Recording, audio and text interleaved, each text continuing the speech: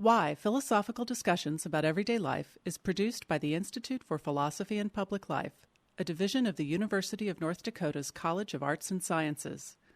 Visit us online at whyradioshow.org.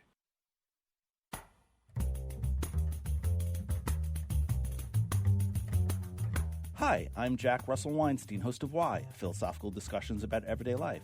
On today's episode, we'll be learning how to think like a Hindu with our guest Swami Sarvapriyananda.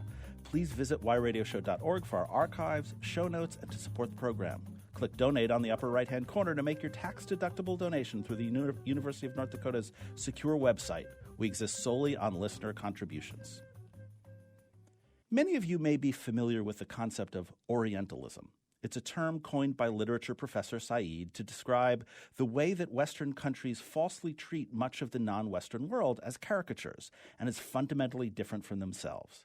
The idea is that not only are people from Asia, North Africa, and the Middle East somehow less than Westerners, but their cultural practices and religions promote subservience and are less sophisticated. Now, there's a lot to unpack here. What Said was criticizing was Orientalism, and he was talking about colonialism and domination, a kind of cultural contempt.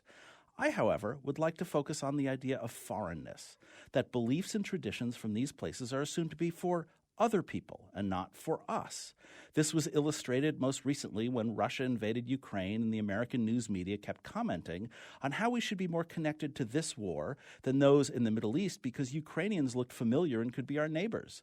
They are, one commented, blonde-haired and blue-eyed, and they all live in a region where we don't expect conflict. This not subtle message is that all folks in the large circle of nations that surround Afghanistan, Iraq, and Syria are meant to be bombed, and their people are not worth distinguishing as individuals.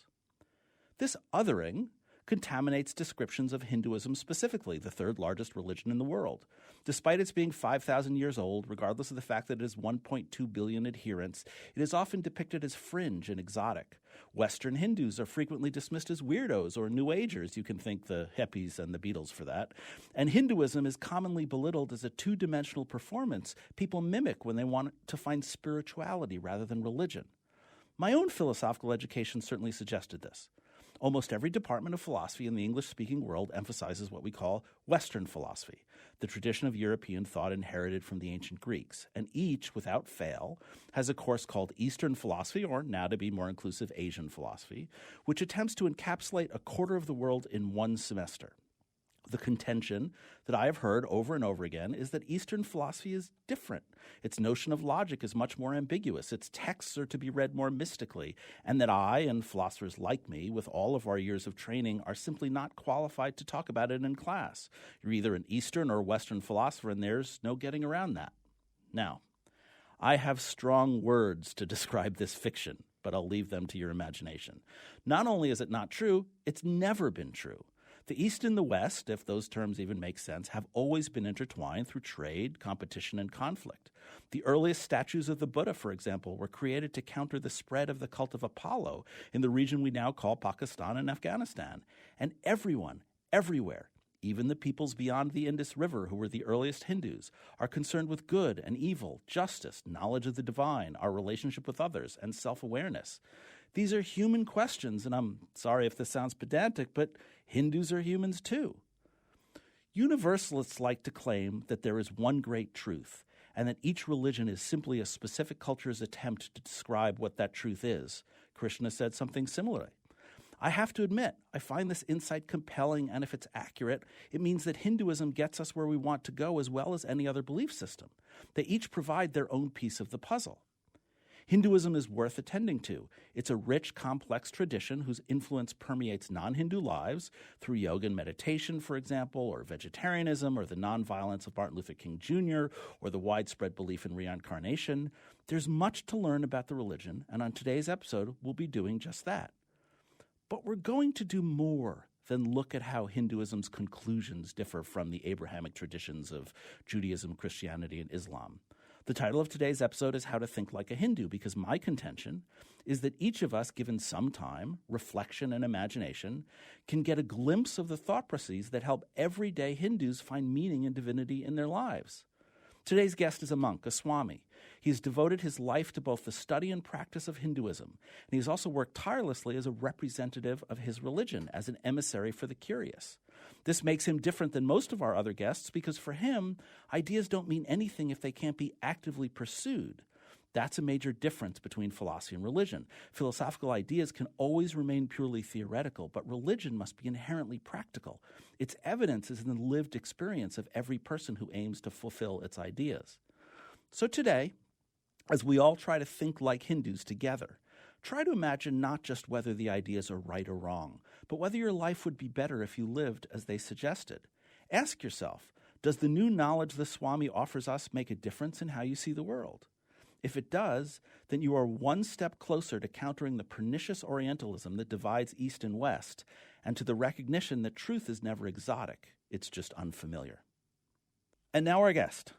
Swami Sarvapriyananda is the minister and spiritual leader of the Vedanta Society of New York and was a Nagrel Fellow at the Harvard Divinity School. He served as an assistant minister in the Vedanta Society of Southern California's Hollywood Temple, and as teacher, Acharya, thank you very much, of the Monastic Probationers Training Center at Bellarmith, India. Swami, welcome to Why. Thank you, Jack, and thank you for having me.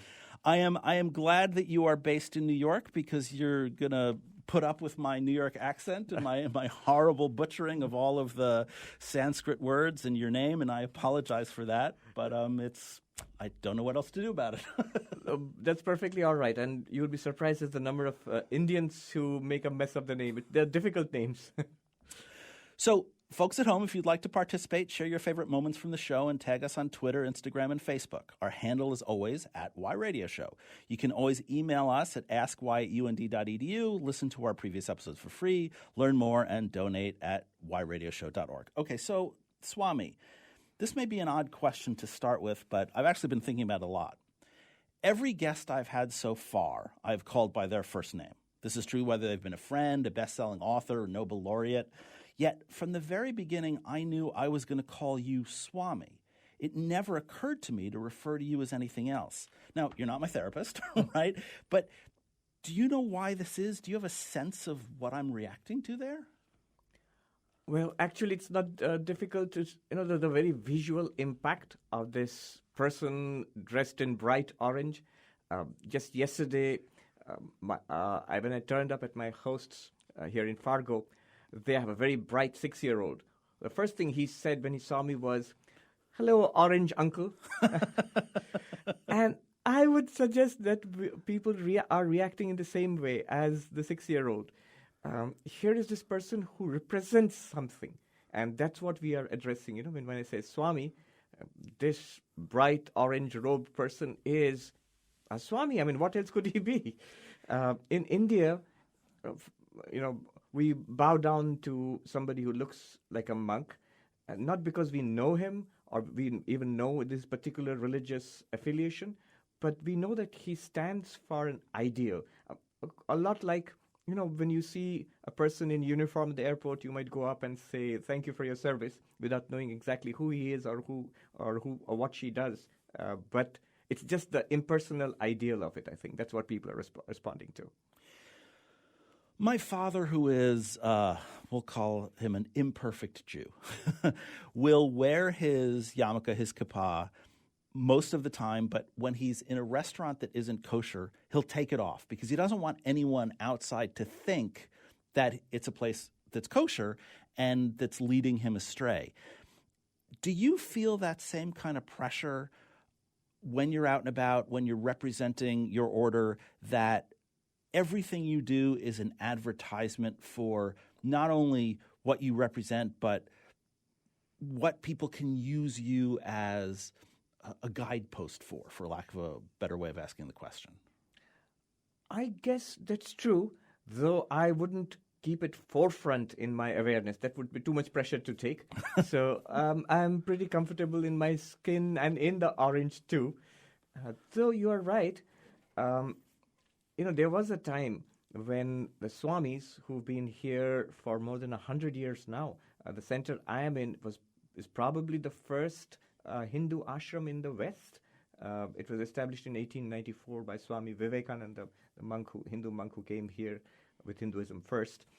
Some of the early Swamis in pre-war United States, you would see them dressed in Western clothes, but that was more because it was too strange, this dress, and it sort of interfered with what they were trying to say to their almost entirely American audience at that time.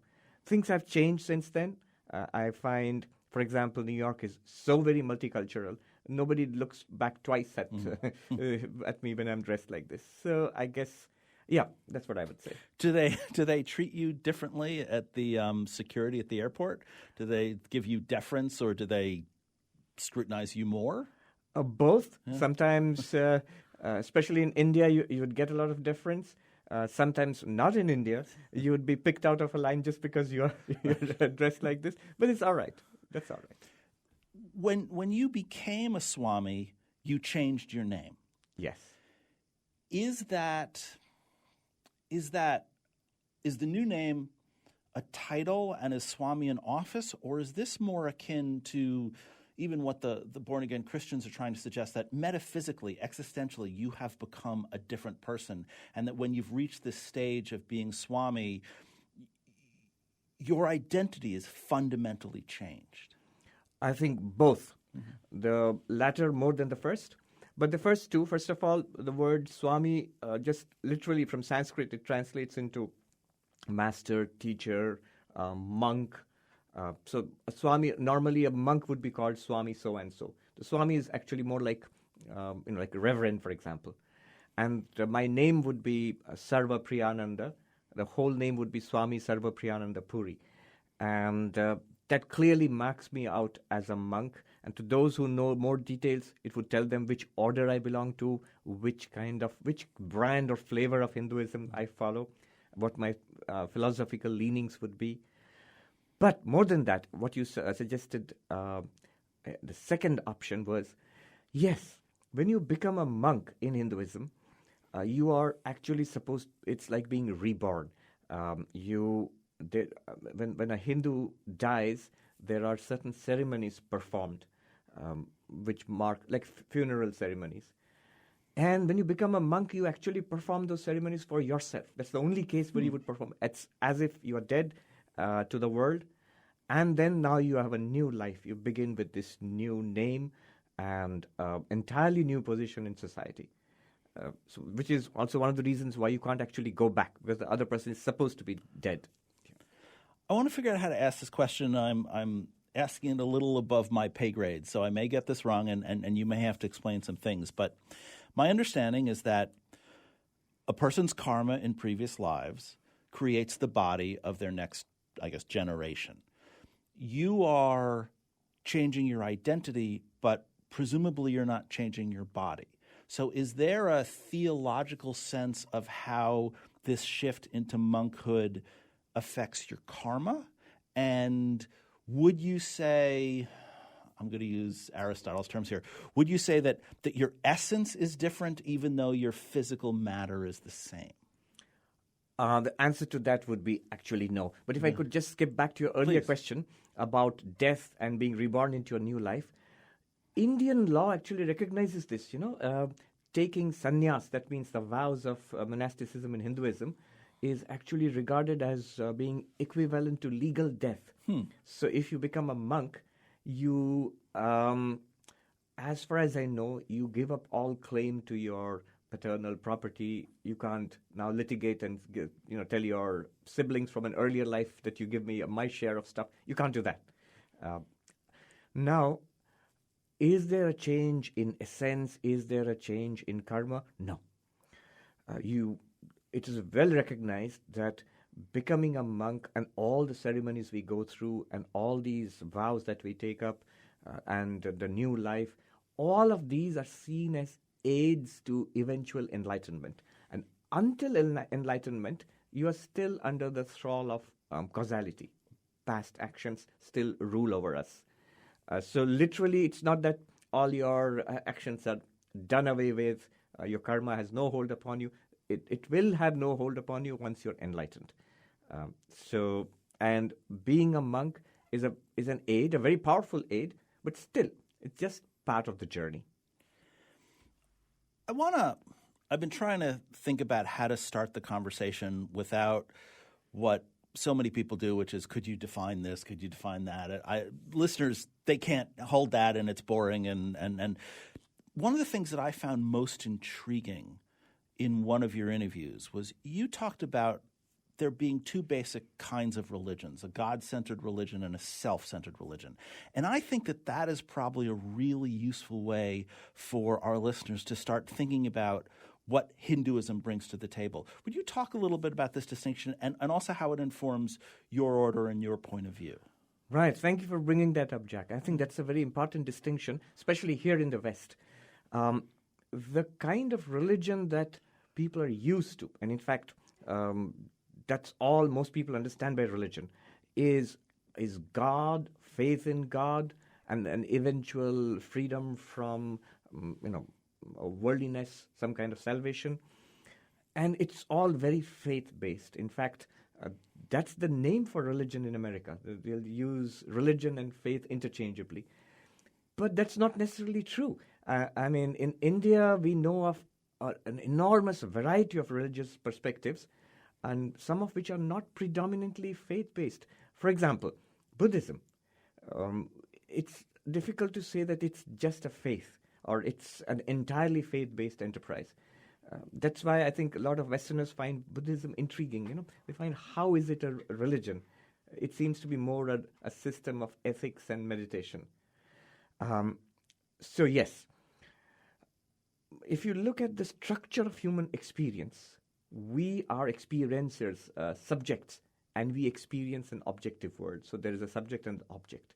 And it would make sense that if our spiritual pursuit could have these two dimensions, an objective dimension when you want to know what's the reality behind this universe.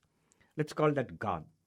And this God, you have faith in God, your teachers tell you so, your tradition tells you so, the holy books tell you so, and then you develop devotion, surrender, love, and cultivate the ethics that are prescribed in your religion. So that would be the God-centered religion. In contrast, I won't call it a self-centered religion, that sounds pretty bad. So a self-inquiry-based religion, that would be a better term for that. And there are many of those. Buddhism is a classic example, but in Hinduism too. You have a philosophy called Sankhya, which is self-inquiry based. You have yoga, the philosophy called yoga. Yoga is a wide term covering a lot, but there's a particular school called yoga, which is centered on meditation. But that's also a self-inquiry approach. There is another religion which is well known in India, not so much outside, called Jainism. And they don't talk about God. They are agnostic about the existence of God. So those are self-inquiry based religions, where the whole question is not God, but who am I, what am I? And if I inquire into myself, I am expected to find the answers which will lead me to eventual enlightenment and freedom. So this, I would say, is the fundamental difference between these two kinds of religions. You've sort of anticipated a question that I had in mind, but I'll ask it anyway. There are some who will hear the self-inquiry, the self-focus aspect of religion as somehow narcissistic. Yes. But as you describe it, it's more of an entry into a method, right? Can you talk, why isn't it narcissistic and how is it the beginning of inquiry? Right. Both of these approaches, the God-centered approach and the self-inquiry approach, have their unique advantages and disadvantages too. It's interesting to see how each sees the other. So I remember this interfaith program organized by the Sikhs in India, which I attended. And Sikhism is a completely God-centered approach. And so there were Hindus and Sikhs and Muslims, Christians, and a rabbi from New York, all the way from New York in India. We're everywhere. yeah, exactly. So they're talking about God this and God that, and we are all children of God. And all the time I was noticing there was this group of smiling Buddhist lamas whom the Dalai Lama had sent. They're sitting peaceably in one corner of the hall and smiling gently. From their perspective, it's all superstition. What are you talking about? What God? Where is this God you're talking about? So the peculiar strength of the self-inquiry based religion is, I exist. Nobody denies their own existence, and that's what Descartes ended up with. That you cannot deny your own existence. You can doubt everything else, but you can't doubt the doubter. Even to doubt that, you have to be the doubter. So the self exists. What the nature of the self is, that depends upon your particular philosophical angle, your particular religious bent and choice. Whereas the problem with the God-centered approach always has been doubt. Does God, it's extraordinary if God exists, God is the most extraordinary thing ever, but does God exist at all? And you will find this, there have always been skeptics who have doubted the existence of God, and there have been believers who have always been plagued by doubt. And notice one characteristic of all the God-centered religions, Christianity, Judaism, Islam, and varieties within Hinduism, which are God-centered, they always have this effort to prove the existence of God. Whether it is St. Augustine, Aquinas, the 5 proofs of the existence of God, the great Indian logician, Udayanacharya, who offers 9 proofs of the existence of God. The Hindus and the Buddhists had nearly a 900-year debate on the existence of God and soul. But more of that later. So the weakness of the God-centered approach is whether does God exist at all? And there the self-inquiry-based approach has an advantage there. That's why I would say that Buddhism is so attractive to a lot of Westerners today, because it doesn't make demands on faith, and which is quite difficult in this day and age when you're confronted by, say, Richard Dawkins or Christopher Hitchens or somebody. Buddhism is peculiarly impervious to such assaults. I have so much to ask. We have to take a break. When we get back, I'm going to jump right in, and I'm going to ask a question that I think some people would be concerned about, especially with Westerners becoming interested in Buddhism particularly, but also Hinduism and the practice of yoga, and that is whether or not the question of cultural appropriation comes into play. But first, you are listening to Swami Sarvapriyananda and Jack Russell Weinstein on Why Philosophical Discussions About Everyday Life. We'll be back right after this.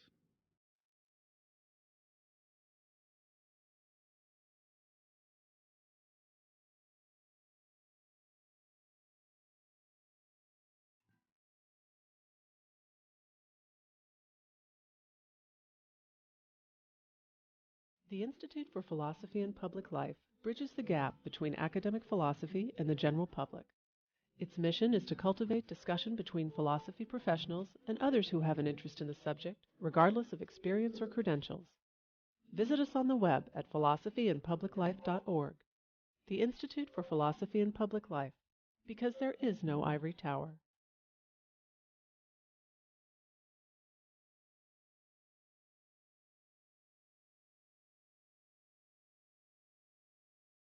We're back with Why Philosophical Discussions About Everyday Life. I'm your host, Jack Russell Weinstein. We're talking with Swami Sarvapriyananda about Hinduism, how to think like a Hindu.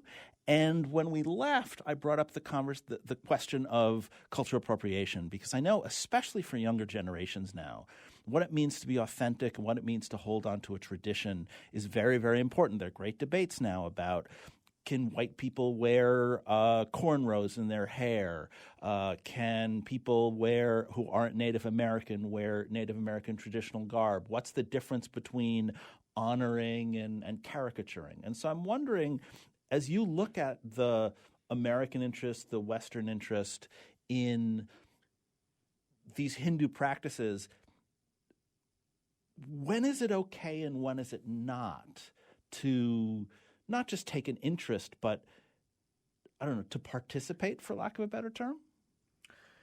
Well, let me tell you a little anecdote that comes to mind when you ask this question. That was in Los Angeles over 5 years ago. I was asked to talk about Hinduism to a group of American school kids. And when I mentioned yoga, one little boy said, "Oh, you have yoga in India too?" so, uh, so that brings up an interesting issue. Look, it's wonderful when the ideas in our tradition are, people are interested in them and they incorporate it into their practice. That's wonderful. That's why we are here. I mean, somebody asked once, so are you here to convert people to your way of thinking or your religion? Not really.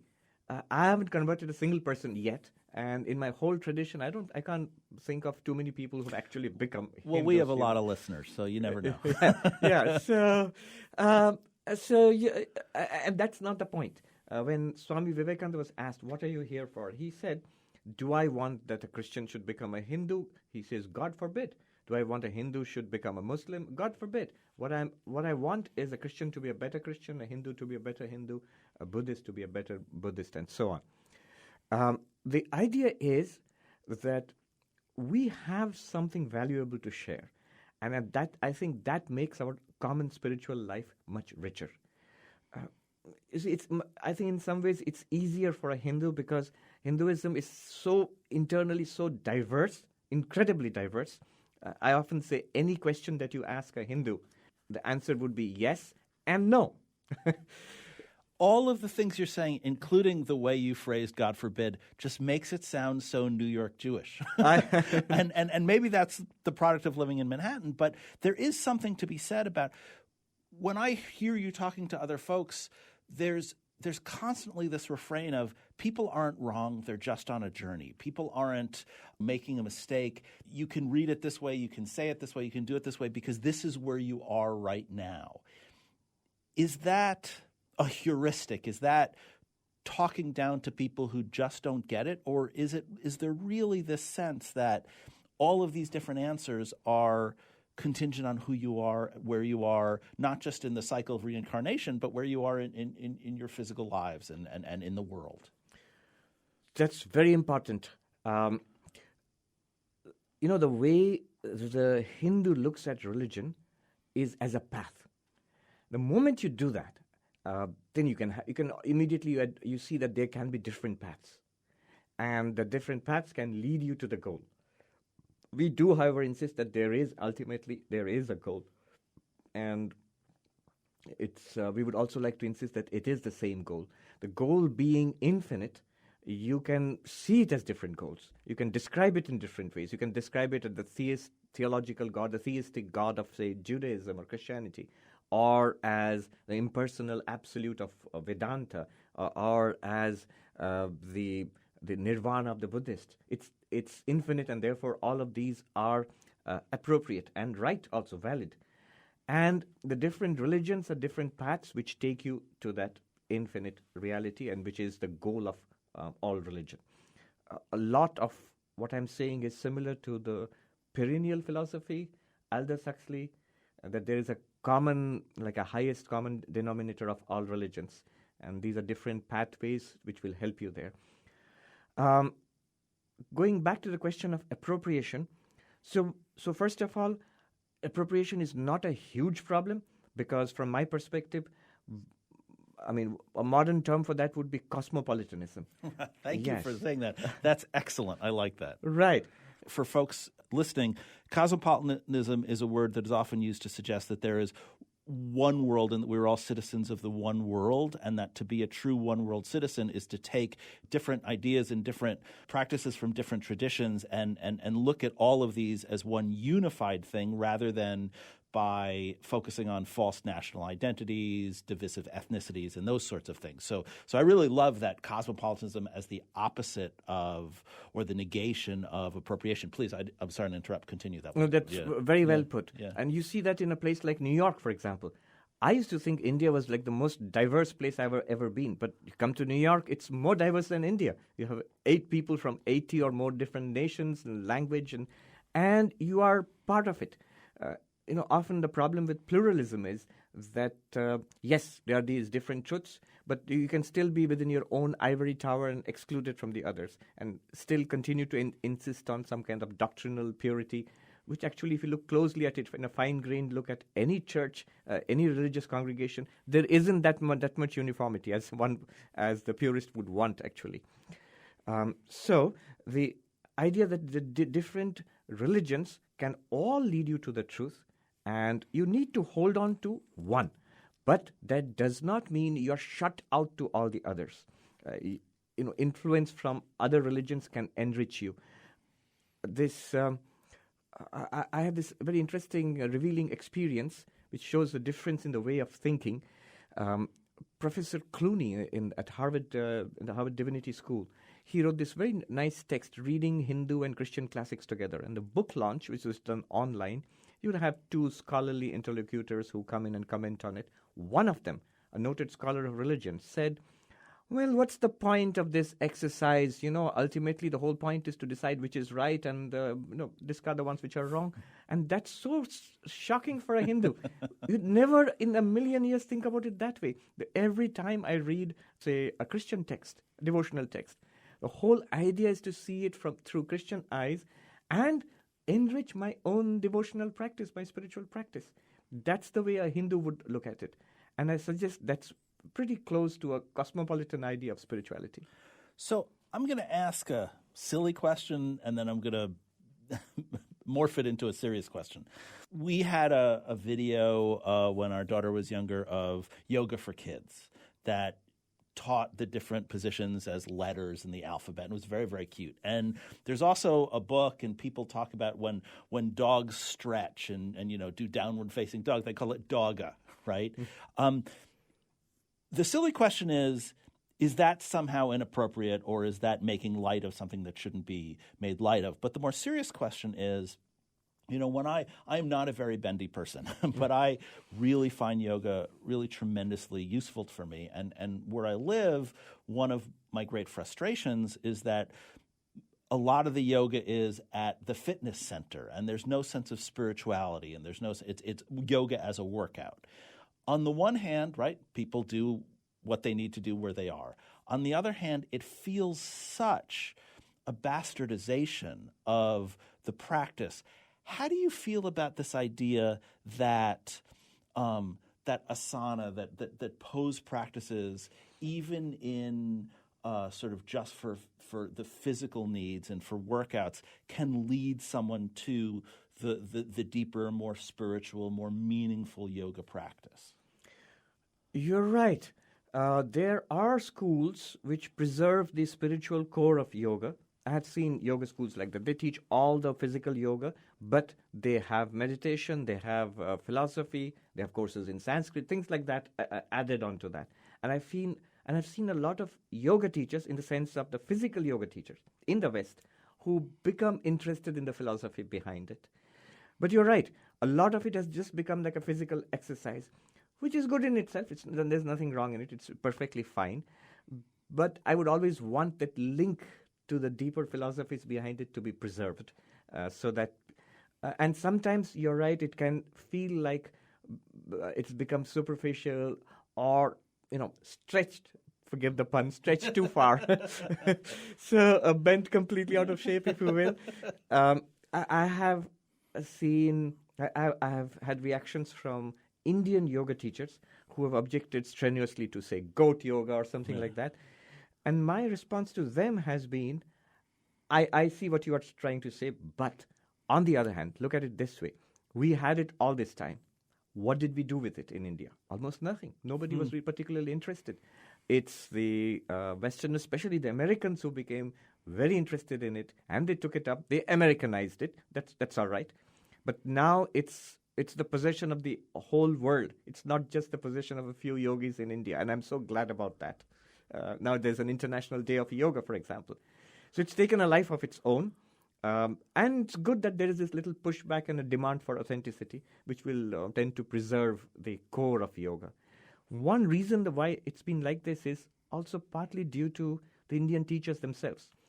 When they came here, famously I heard a saying ascribed to Maharshi Mahesh Yogi, who emphasized the meditation aspect. Somebody, when he went back to India after his first few classes here in the West, somebody in India, one of his brother monks, said, "What's this that you're teaching them, that meditation is good for, your physical immunity, it makes you look younger, your wrinkles won't be there in your face." That's not the point of meditation. The point of meditation is enlightenment. That's what all the texts tell us. Why are you saying these things? Not that they are wrong, but that's not the point. And it seems that Mahesh Yogi responded. He said, I give them, meaning the Americans, I give them what they want in the hope that one day they will want what I want to give them. That preserves that sense of the path of moving forward. And so if you only end up continually doing just the fitness center yoga, then maybe you've missed out on something really important. And that leads to the next question, which I think one of the things that will help us all understand how to think like a Hindu and the Hindu tradition is the debates within Hinduism. What makes one school different than the other? I wonder if you'd talk a little bit about dualism and non-dualism and how Hinduism struggles with this debate and why this is connected to this notion of a path and this notion of enlightenment. Right. To understand that, we have to go back to the very roots of Hinduism in the Vedic times, maybe 4,000 or 5,000 years ago. We don't know exactly when. They came across this most valuable insight in the Rig Veda, which is the most ancient of the fundamental texts of Hinduism. The Sanskrit is Ekam Sat Vipra Bahuda Vadanti, literally translates into the truth is one, the wise speak of it differently. And this was so valuable, and it sort of informed the development of Hinduism and India over the next 4,000 or 5,000 years. What it did was it allowed an enormous variety of opinions to flourish and develop regarding religion and philosophy in India without fear of persecution, without fear of saying that this is right and everybody else is a heretic. The idea of heresy simply wasn't there in India. If the truth is one and infinite, you can express it in different ways, in different philosophies, different logic, different language, and that's perfectly fine. So you would have variety of schools, variety of thinkers, and each would find a follower, and that's true even down till today. Even in the smallest Indian village, people who have no idea of Sanskrit or, Ekam Sat Vipra Bahuda Vadanti, but they have imbibed it into their culture. So I go and worship Shiva in my little temple in the village, and my neighbor goes and worships Vishnu. It's perfectly all right. And I know that is another way of expressing the same truth which I am to. I want to interrupt. I want to get to the dualism question, but I hear the voices in my head that of the audience members who are saying, this is beautiful and this is theoretical, but we are talking about India versus Pakistan. We are talking about Kashmir. We are talking about tremendous conflict. And so how does one preserve the universalist, super tolerant, super inclusive notion of Hinduism in the face of real world conflict and the history of violence that is certainly not exclusive to South Asia? Right, and it's an important but a difficult question. Let's divide it into two parts. When there was enormous diversity within India, let's think about Hinduism and Buddhism. The gap between Hinduism and Buddhism in some sense is much greater than the gap between, say, Hinduism and Islam and Christianity, for example. Here you have people, Buddhists, who don't believe in God. They don't believe in an immortal soul. But what happened was, because of this understanding that spiritual masters may speak in widely different language, yet it could still be true what they're talking about, because the truth they're talking about is beyond language. The one response was the development of, as you mentioned earlier, debates. So there was this entire range of scholarship. There were scholars on both sides, and they were lucky to have a common scholarly language, Sanskrit, and commonly agreed upon rules of debate. So all these fights, they were played out at a very sophisticated, intellectual gladiatorial combats. Well, literally like combats. There would be two scholars facing off against each other, supporters of each side, and there would be judges, and there would be the lay audience all enjoying these debates. And these debates would have real-world consequences. A particular sect might become more important, and another sect might lose its followership if you lost an intellectual debate. But what it did was, on one hand, it led to a flourishing of philosophy. A lot of sophistication came to philosophical systems because of continuous challenges and refutations, counter-refutations. It preserved the peace. So differences were okay, and you'd confront the differences, but you would confront it. You would have a certain minimum cutoff of intellectual capacity. It would have to be confronted at an intellectual level. What happened was when you had entirely different forces come into the Indian subcontinent. First, the waves of Islam. By the way, Christianity, Judaism, and Islam came to India almost at their very beginning. Judaism came first to India around 70 AD with the destruction of the Second Temple by the Romans. And the Jews have always been a tiny community, but always well regarded and always treated very peacefully. I remember meeting this Israeli consul general in New York. He said, I meet the Jewish diaspora from all over the world, and they have tales of woe to tell us, except one country, and that's India. They've never had a problem in India. So this diversity was there. Christians have been there since the time of Jesus. Apparently, St. Thomas, the doubting Thomas, Right. he came to India. That's the story, at least. So it's been there for a long time. But with the waves of the Islamic invasions coming from the northern border, you now have an ideology which is not interested, which is not part of the common culture of Sanskrit and debate, which is not interested in Sanskrit and debate. It's interested in saying that I'm right and you are wrong, and you're going to either join me or die. So that was, I think, it was a huge shock to the thought culture of the Indian system. And let me not make it sound simple, because it wasn't simple. There were enormous problems within traditional Indian society, an incredible hierarchy, with those at the bottom of the hierarchy with the life being crushed out of them by imposed by the caste system. Yeah. Yes. So it's not that it was always the sword or some kind of pressure converting people from Hinduism to Islam. No, it was often a release from an oppressive system. So there were large numbers of people, I'm sure, they converted out of their free will, and they were attracted to this new ideology. So what happened over time was a synthetic culture came up in India, which integrated elements of Islam into Hinduism, giving rise. Hinduism has always been a matrix, giving rise to different religions. Buddhism and Jainism came out of Hinduism. So did Sikhism. And the one reason was the shock of the encounter with Islam. Sikhism seems to have elements of both Hinduism and Islam in it. So this is how Hinduism has responded as a religion to the influx of other religions into India. My own order, which is the 19th century, you might call it the 19th century reform Hinduism, was responding not only to Islam, but also Christianity and also the West with science and rationality and all of that coming in. And this is not considered inauthentic. In Hinduism, it's always been organic. It takes on new forms over the centuries. And that's perfectly fine in Hinduism. One more question along this line, and then I'll move back to the dualism question. It has always been my personal feeling, my contention, that anytime you end up having a partition, you fail, that partition is not a goal. India, Pakistan, Northern Ireland and Ireland, Israel and Palestine, that partitioning is a failure, and that integration is the only long-term solution for getting along. Do you think that that's too naive? Do you think that that's inappropriate in your experience with India particularly?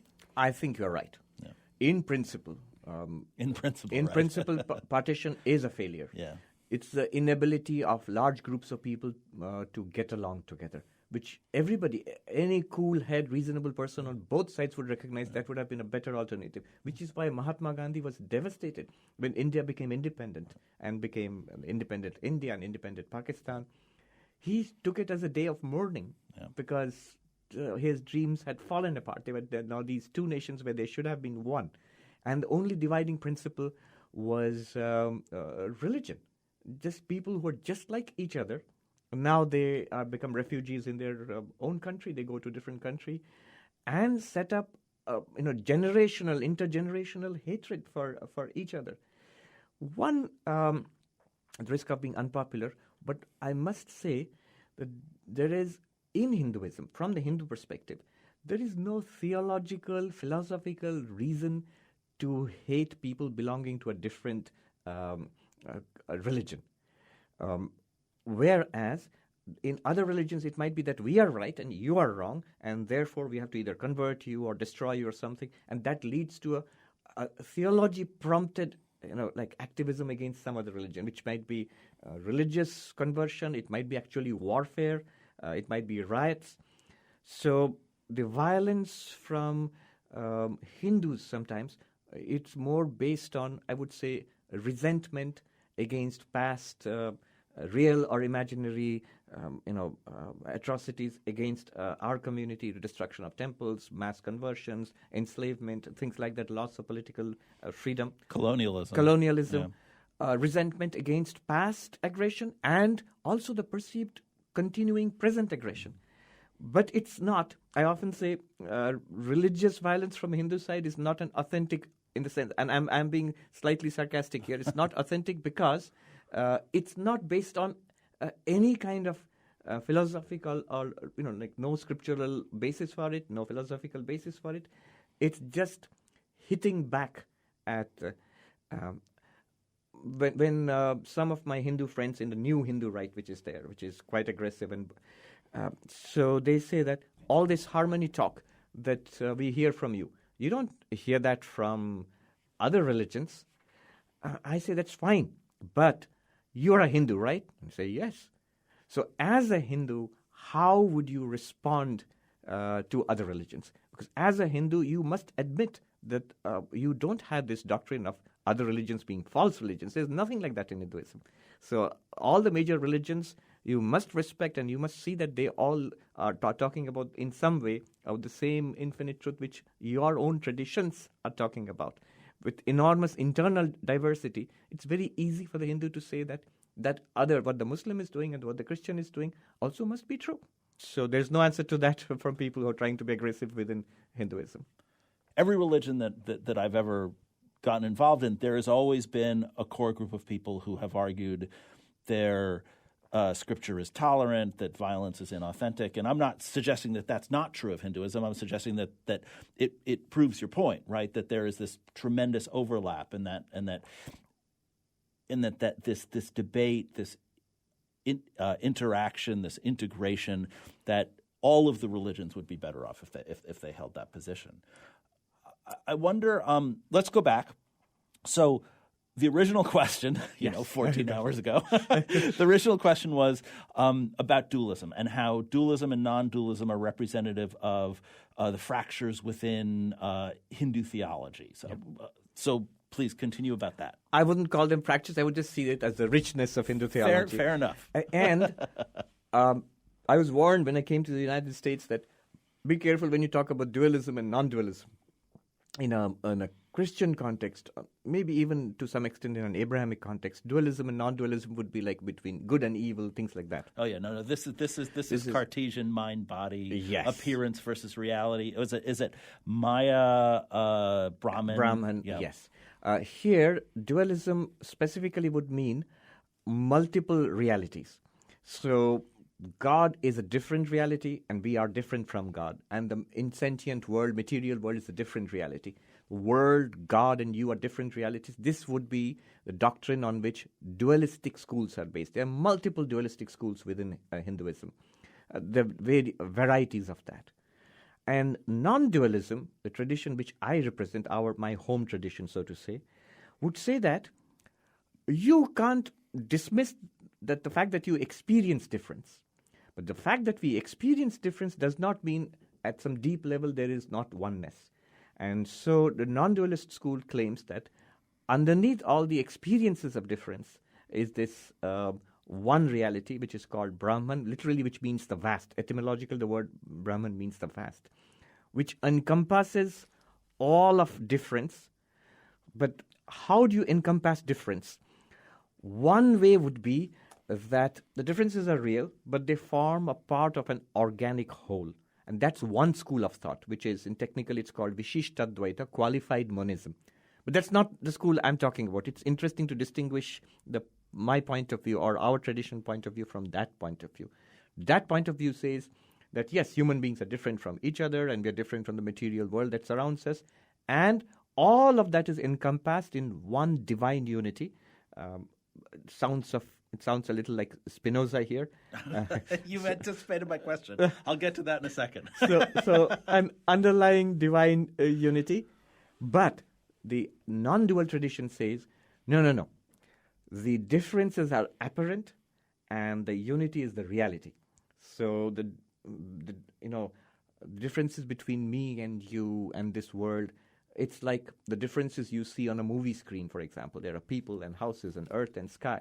But the reality is these are all pictures on one uniform screen. Similarly, there's only one uniform screen, and that, what would that be? That is being itself.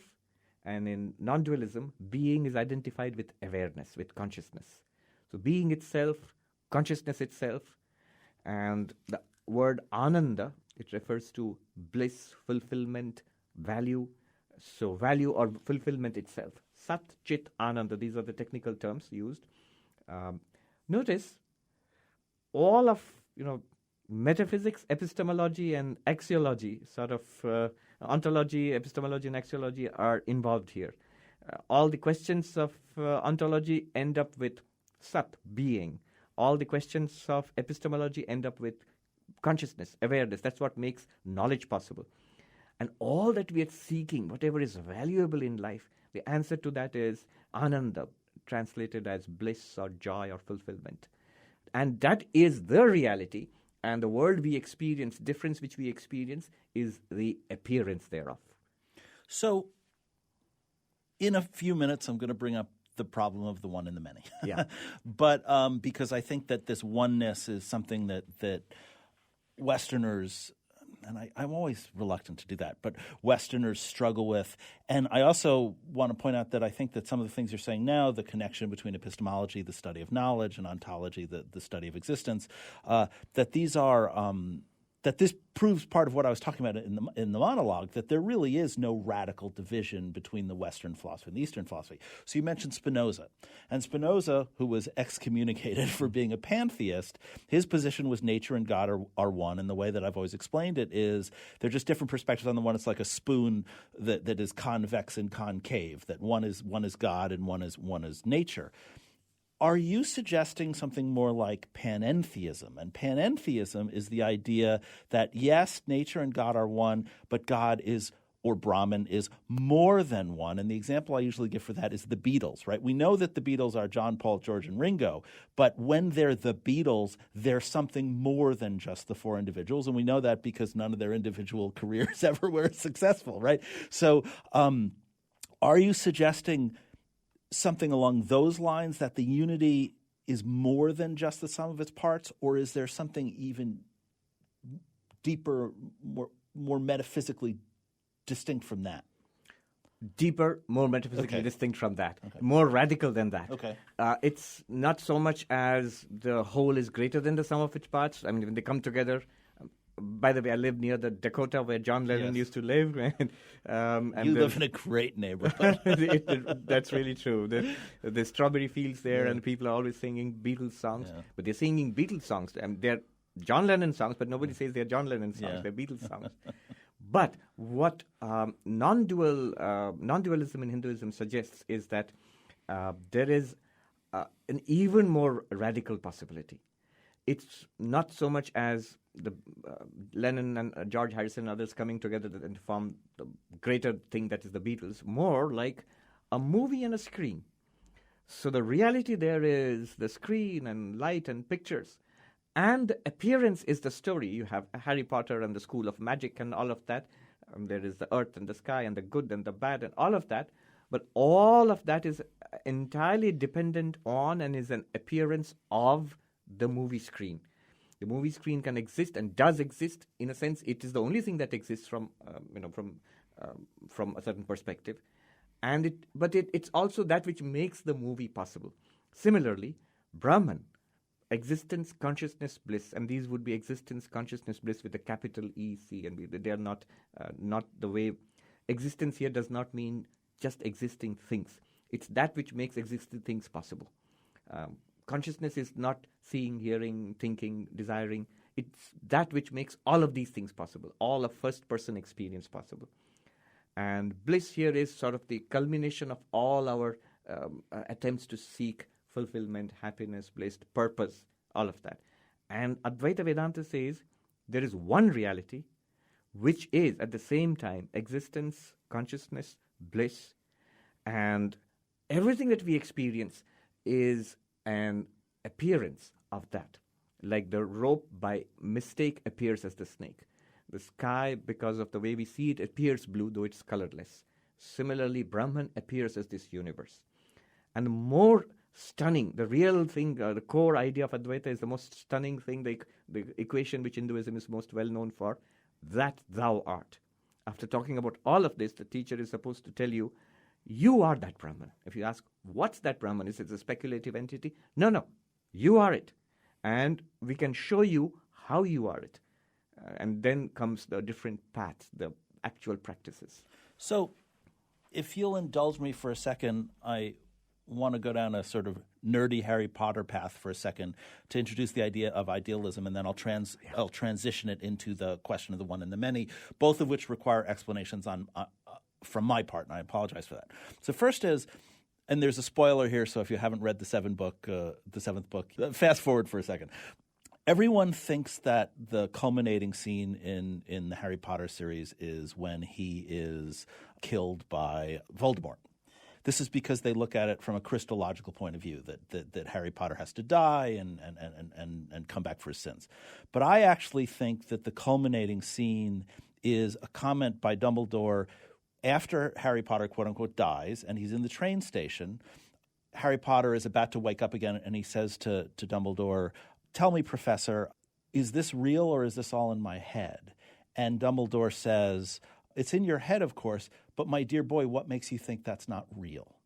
In a series that's entirely about magic and entirely about the effect of magic and the physical world, that has to be the central point. This question of idealism, what does it mean for the abstract to be real? What does it mean for the immaterial to be the ultimate reality? And that leads to the question of the one and the many. And the question of the one and the many is how the individual fits in the parts. And this is how I always explain it. If I'm going to tell my biography, then I have to talk about my parents first, right? I have to say I was raised by this way, and my parents raised me this way because they were raised by that way. And they have to, in order to talk about my parents, I have to talk about my grandparents. They raised my parents that way. But in order to talk about my grandparents, I have to talk about the preceding generation and the country they came from and the tradition they came from. And the problem is I can't tell you anything about myself without telling you everything about everything. And that to truly understand Jack, you have to understand the whole universe because it's all this causation, this path. At the same time, in order to understand the whole universe, you have to start somewhere, so you might as well start with Jack. Is that applicable to the oneness of Hinduism, and is that part of what you were talking about in terms of the self-focused and self-directed inquiry? Yes. One distinction I have to make straight away is that non-dualism, the Sanskrit word is Advaita. Dvaita means dual, and Advaita is non-dual. Non-dualism is not subjective idealism. Okay. I was just reading to explain that term, it means it's not abstract from one person's perspective. It's not different for each individual, right? Right. Yeah. It's not that this universe, this world that we are experiencing, it's all in your mind. Right. Everybody else, like the studio and Jack and everything, even this body is in my mind. It's not that. It's not like a dream where I have created a world. So just like in my dream, I create my own dream world. It's not true that I am the one who's creating this universe, not in the sense of one individual creating a world. So it's not, that's called subjective idealism. Right. In the West, it's most famously identified with Berkeley. Yeah, that we exist in God's mind, and the world continues to exist when you close your eyes because it stays static in God's mind. Right. So the world is in a mind. Yeah. It could be an individual mind or a cosmic mind. Cosmic mind more reasonably, so that it explains the stability of the world. India had a very long tradition of subjective idealism, which is a flavor of Buddhism. They call it the mind-only school. And that was more than 1,000 years before Berkeley, and they had several hundred years of development. And it still continues as part of the hybrid which is the emptiness school, and the mind-only school, which constitutes the philosophy of the Dalai Lama, for example, the Tibetan Buddhist school. Now, why I'm saying this is, non-dual Hinduism, Advaita, is not mind-only, is not subjective idealism. I was recently reading an article by Professor Arindam Chakravarti, who teaches Indian philosophy in Hawaii. The article is called Idealist Refutations of Idealism. And that says it all. Advaita, non-dualism in Hinduism, is a kind of idealism, but you might call it an absolute idealism. And they are very careful to attack. That article talks about the greatest of the non-dualists, Shankaracharya, who lived about 1400 years ago, whose commentaries sort of form the basis of non-dual Hinduism today. His fierce attack on the mind-only school of Buddhism, and compares it with Kant's attack on Berkeleyan subjective idealism. Almost the same arguments. And I would say Shankara's attacks on the Buddhists are more sharp. I mean, the professor shows how they are more sharp and more clear than Kant's attack, which is a little more diffused on Berkeley. So, yes, non-dual Hinduism is a kind of idealism. It's an idealism of an absolute kind, not the imagination of a mind. So, Dumbledore, in this version, would say that, no, it's not in your head. It's you are there, and it's true that we are all here, and the Hogwarts school is here, and the one who must not be named, you named him. Yeah. I had that debate in my head. Thank you for that. So, they're all there, and they're all real. They exist apart from outside your head. But you and they and all of us, we exist in these wonderful books written by J.K. Rowling. So there's an underlying reality in which both subject and object appear. It's not that the object is an imagination of the subject. Rather, the subject and object equally appear in one underlying reality. And that underlying reality is Brahman. And you can access it through the subject. You are the subject. And in an inquiry into yourself, coming to your question, an inquiry into yourself would take you to that absolute, your absolute reality. And that would be the purpose of non-dual Vedanta, to realize, I am Brahman. And that realization would set you free from samsara, from the travails of worldly existence. I want to try this again because this is deep metaphysical stuff with a lot of terminology, and if folks are feeling like they're losing the thread, they're not alone. So I want to try to do this again because I think this is super interesting and super important.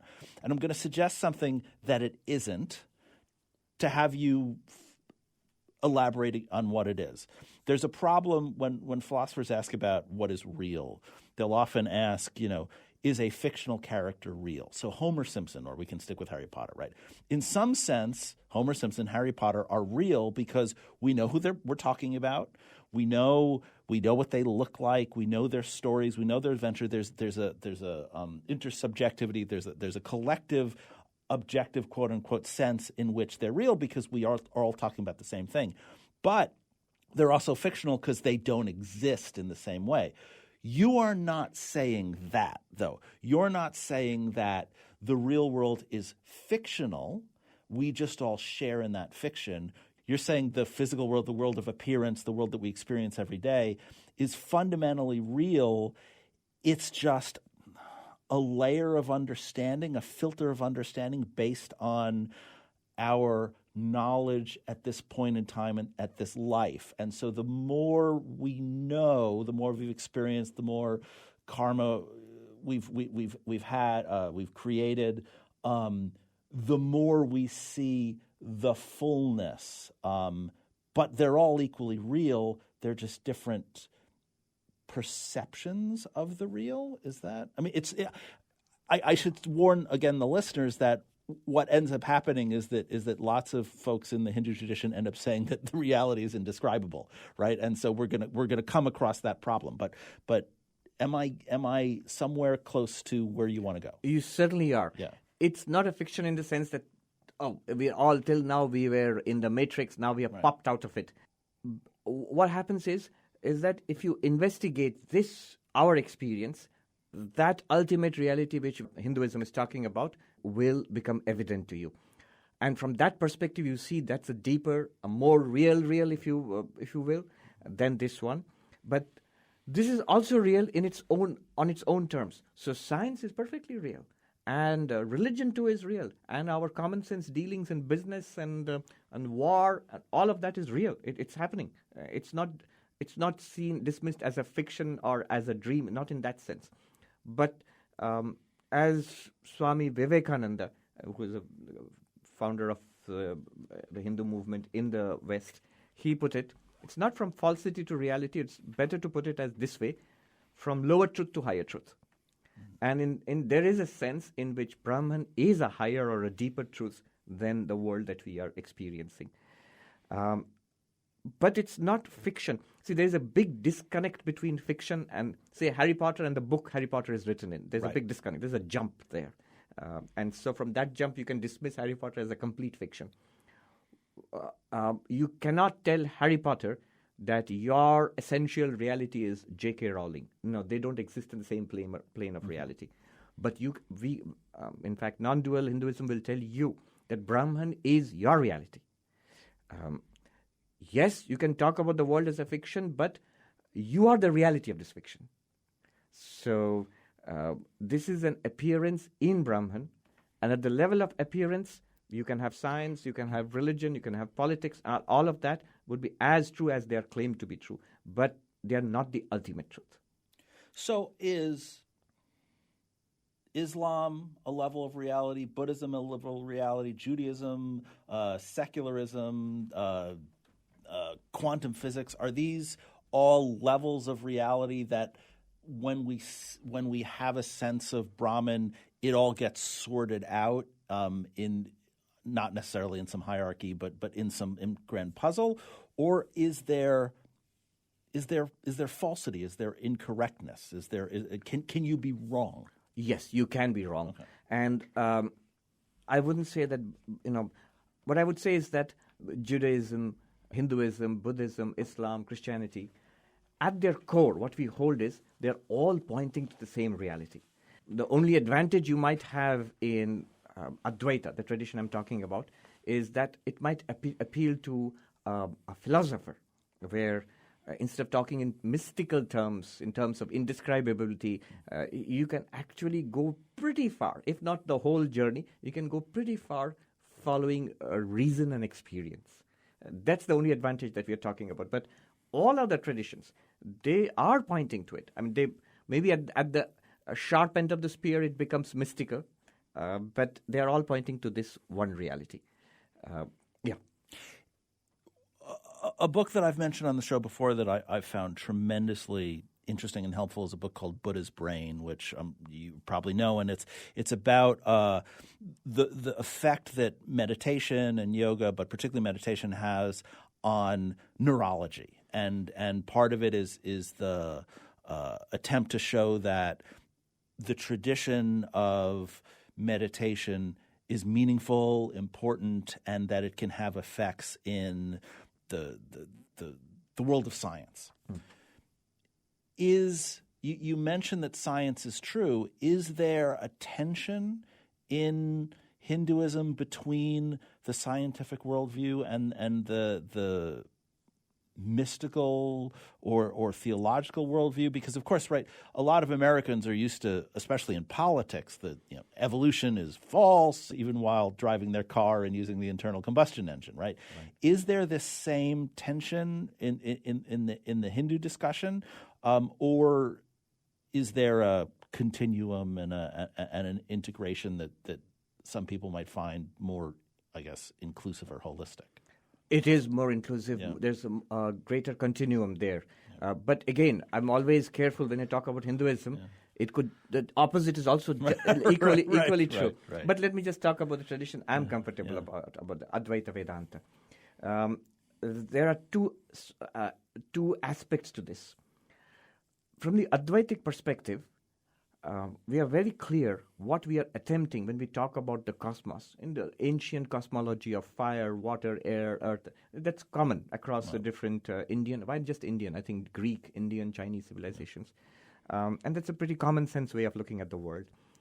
But it's pretty clear in our tradition that we are not insisting that that's the right worldview.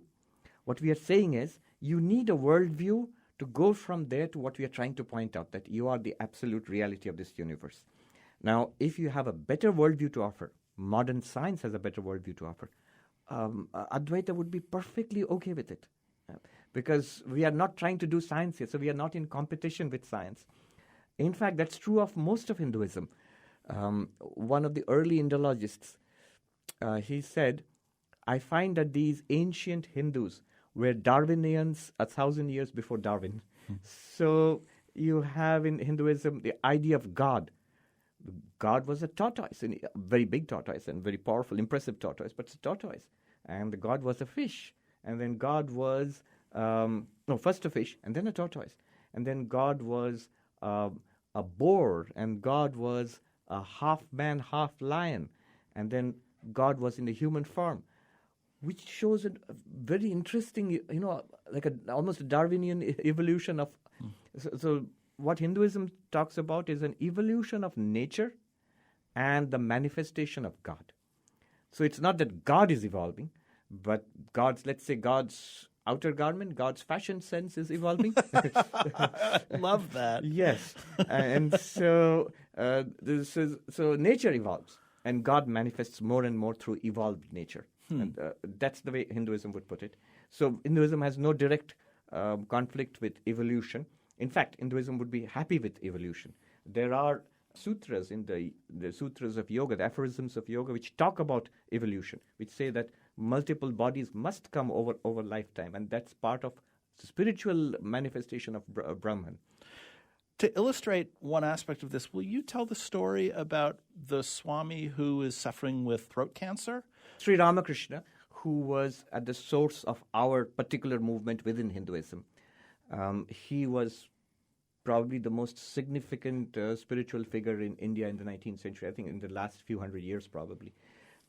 So when he passed, he suffered from terminal throat cancer, and he was suffering immensely. One of his young disciples comes once in the morning and says, "How are you today, sir?"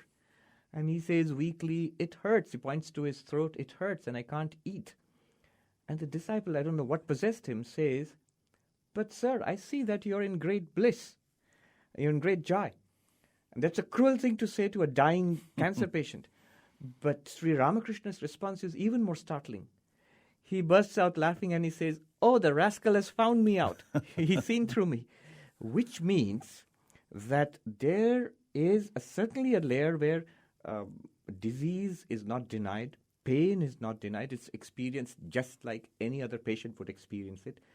But what spirituality has done, what enlightenment has done is, it's opened you to this much more fundamental level of reality from which perspective you see it is all right, and you can deal. The cancer doesn't go away, the body is going to die anyway, but you see you are not the body.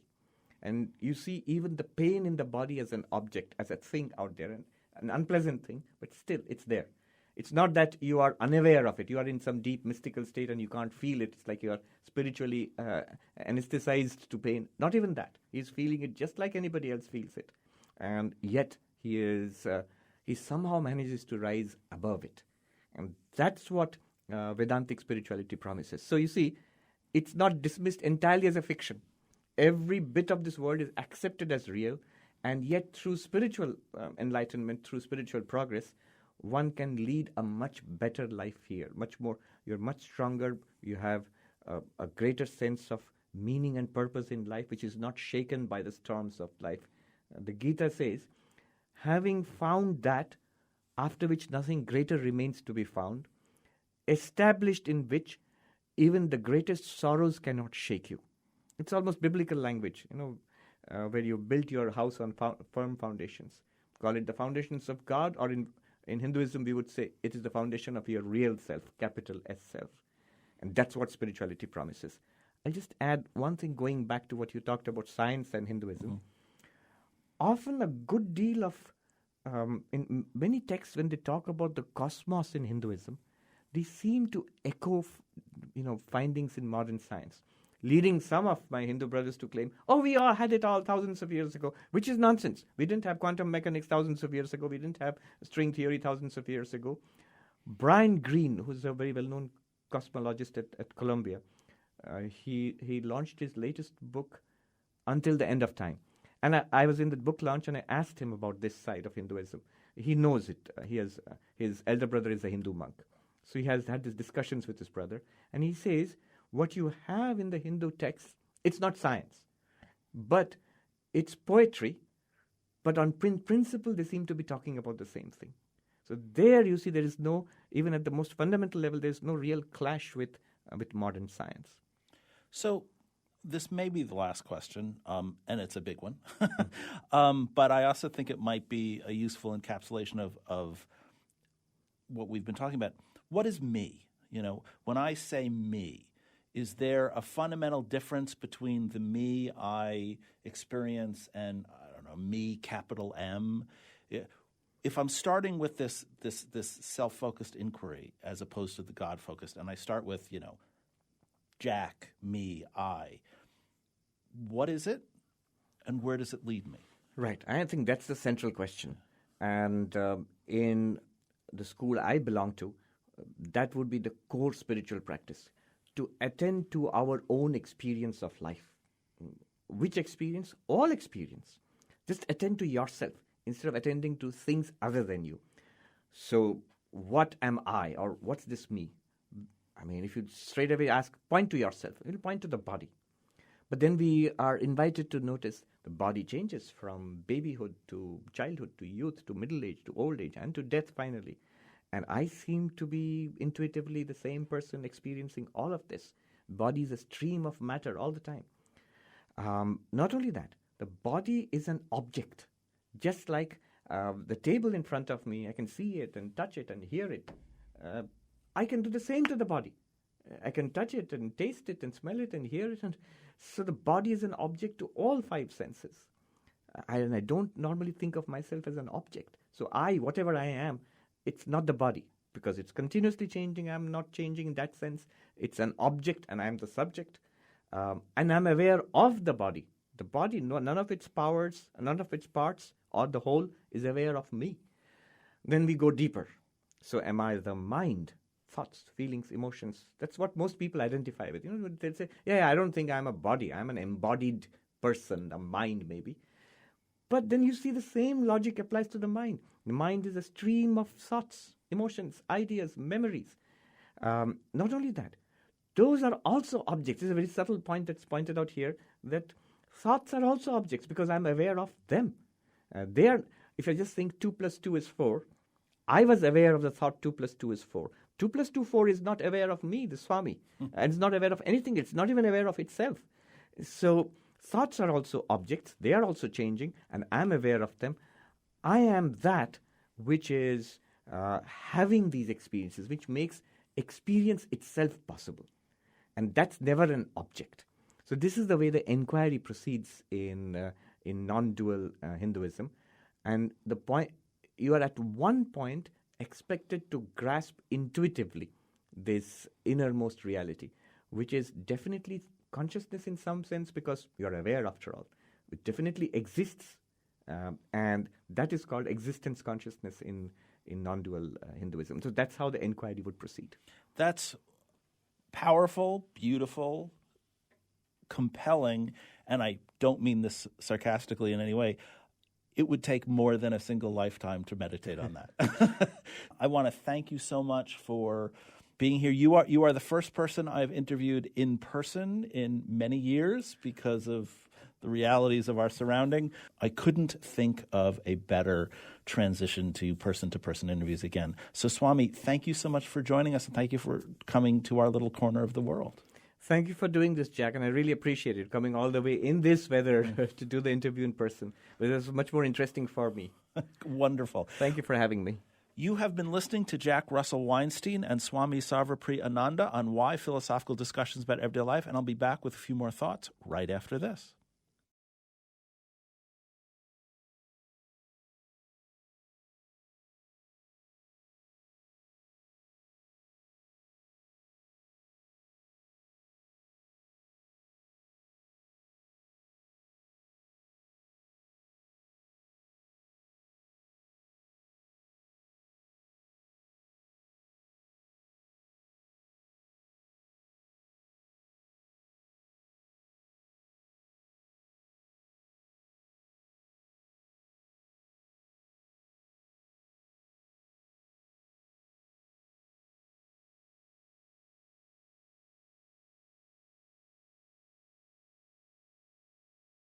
about everyday life. I'm your host, Jack Russell Weinstein. We were talking with Swami Sarvapriyananda about Hinduism and how to think like a Hindu.